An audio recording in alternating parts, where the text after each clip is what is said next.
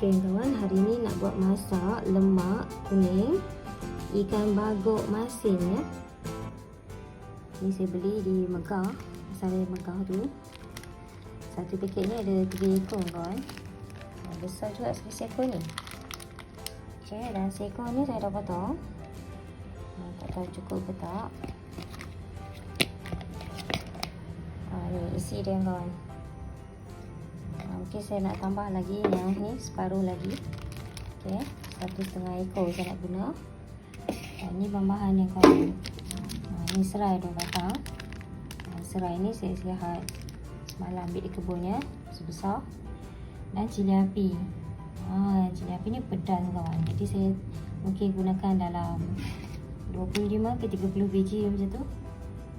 Okey, ni nanas biji ya. Saya beli. Tahulah ni nanas apa, mungkin MD kot.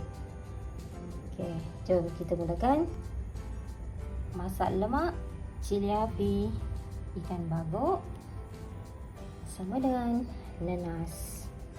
Alhamdulillah, stay tune.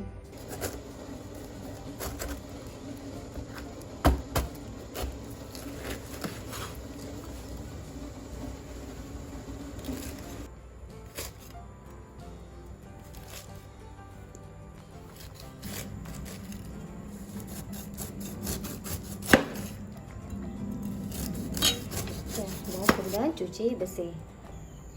Okey, yang kedua dah siap potong. Okey, nanas saya dah cuci bersih. Kemudian ikan ni saya tadi cuci bersih dan kemudian saya rendam sekejap kawan, dalam 10 minit macam tu. Rendam air untuk hilangkan rasa masin dia. Dan ini macam biasa kelapa frozen saya rendam dengan air panas. Jadi dalam segenggam macam ni kawan. Okey, dan buanglah tangkai cili tu kawan. Okey, dan bahannya lain, bawang putih kawan 3 biji dan separuh bawang besar. So kita potong 2 bawang putih ni supaya senang nak kisar. Kecilkan bawang merah ataupun bawang besar.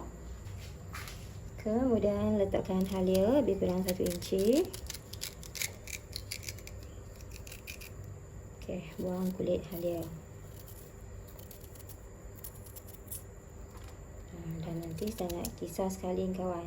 Dan ni cuci bersih-bersih ya. Okey, dan sekarang kisar bahan ni tadi. Kisar bersama 1 cawan air dan saya tuang sedikit minyak kawan. Dan kisar sehingga halus. Potong je macam ni.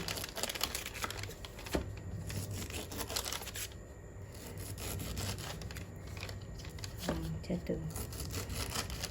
Tebal ke, nak nipis ke. Okey je kawan. Nanas ni lah yang sedap nanti.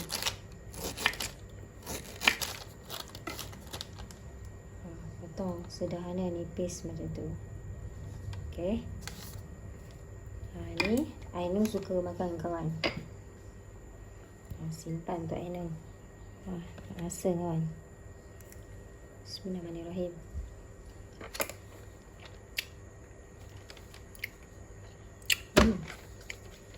Okey. Dia tak manis sangat, dia tak masam sangat. Dia just nice je. Okey. Ikan ni kawan, sedap kan.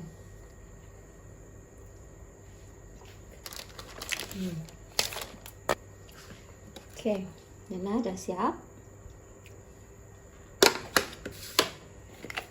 Ikan dah toskan. Serai saya dah ketuk. Sekarang nak perah kelapa kawan.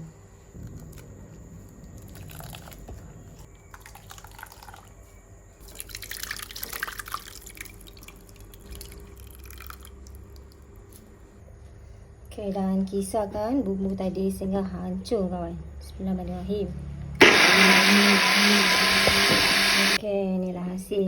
sekarang kita dah boleh tumis. Okey, masukkan serai.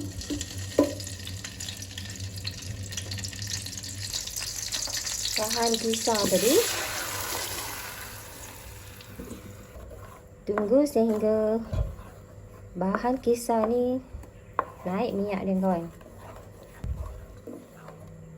Okey.